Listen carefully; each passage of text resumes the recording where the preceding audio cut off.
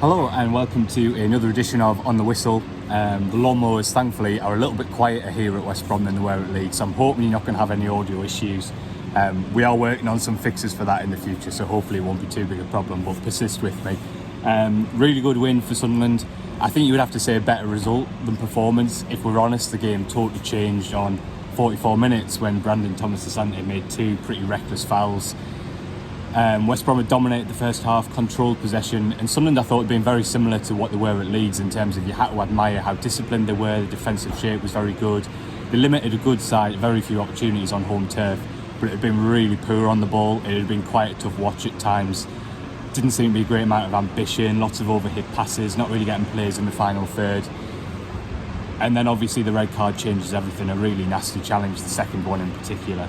Ekwa takes a lovely finish from a corner, really good hit. Sometimes you forget how much technical quality Ekwa's got, but that showed.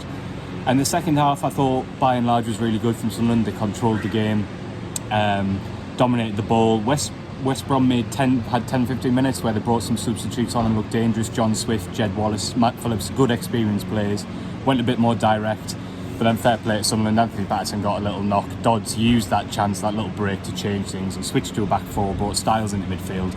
Sunderland got back on the ball and managed it really well. So you have to give Sunderland credit. That's five clean sheets in 6. That's 4 points from Leeds and West Brom away. If we're honest, at the start of the week, I think we would have all said that was a very, very, very good return. And I think the dressing room have definitely responded to that Blackburn game, and they've given Dodds a response, and credit to him.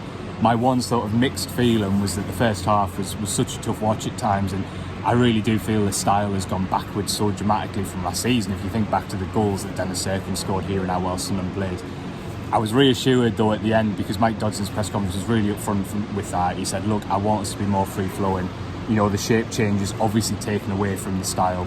And it was quite nice to hear that, and hopefully something that will be addressed in the final 3 games of the season. We'll see Sunderland be a bit more like the team we like watching. What he did also say is we've got a lot of young players in the team.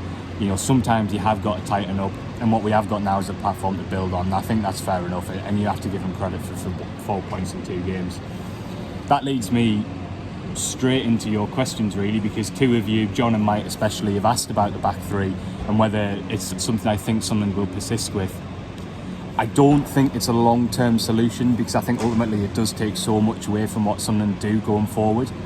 And I think that I know for a fact that pretty much since the new hierarchy came in, there's always been a desire to recruit to a variation of 4-3-3, whether it's 4-2-3-1 or however you want to describe it, because that is definitely the way in which they feel you're going to dominate the ball in the final third and get bodies into the box.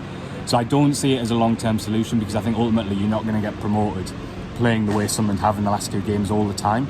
And I think you can see times, particularly in possession, they don't get enough bodies forward. And if you're at home playing against teams with a low block, you're going to really struggle to win enough, I think. Having said that, you know, we said it the other night, there are going to be games like this. Sunderland aren't the biggest spenders in this division, and sometimes they are going to have to show a bit of humility when they come away. And what's pleasing is to know that Sunderland have got the option to do this. They can show that different side to their game, and hopefully whoever the new head coach is kind of can see now that there is that option there. Off the back of that, some of you asking about Styles and Pembele as well, praising their performances. I totally agree, they've had good weeks, and I suppose it just goes to show that what happens when you get them in the right positions. I think that both can be a little bit more aggressive on the ball. I think they've both got the quality to offer more going forward. But I think you also have to say that, you know, this week's been about sort of the defensive effort first, and particularly Pembele, we will see more of that as he settles. I think you can sort of forgive him being a little bit tentative at the moment, because he still find his way in the championship and in the team. Styles, interestingly, I mentioned that shape change at the end, which really helps them. And Styles went in the centre midfield and looked really tidy. It's something that I would like to see between now and the end of the season, because, you know, that's the position he plays at a good international level, and it would be interesting to see how he did that in the championship. It's just one kind of thing I'm thinking about I would like to see. Rob Hutchinson says West Brom beat themselves today. I have to say that I agree with this. I thought there was clearly a lot of ill will towards Dan Ballard after his challenge on Josh Maja early in the return fixture. He really became this pantomime villain, and he was the subject of some pretty sort of tasty challenges from West Brom. They made their point, but ultimately it was kind of one of the key reasons why they lost the game. Ballard, I thought, did really well, showed his composure, showed his quality, and ultimately, yeah, Thomas-Asante's challenge on him was the turning point in the game. So as much as I want to praise Sunderland's organisation and their discipline, Rob, you're absolutely right. West Brom were a key architect of their own downfall today, and the focus on Ballard definitely took away from their general performance, and in the end it really cost them. let's see what other questions we've got. Alex Elliott says, for the remaining games, would you prefer clean sheets or a few more goals? Well, ideally I would like both, obviously, but I would like to see a bit more front-footed performances. Totally understand the context of these two games, why Dodds has done what he's done, particularly off the back of the Blackburn game. There was a real need to get back to basics, stop those counter-attacks where Sunderland have just been cut open, and put some pride back in the shirt. To be fair, they've done that and they've given themselves a really good platform.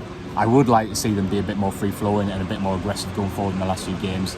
I think they will do that. I think the opposition's changing, and obviously you've got to find a balance. I do think we'll probably see someone go back to a 4. Will Roberts come back in? Will Sheesh come back in? I think those players will come back in, and you will hopefully naturally see that sort of evolution. I do think it's important that happens, because ultimately this isn't the team we want Sunderland to be in the long run.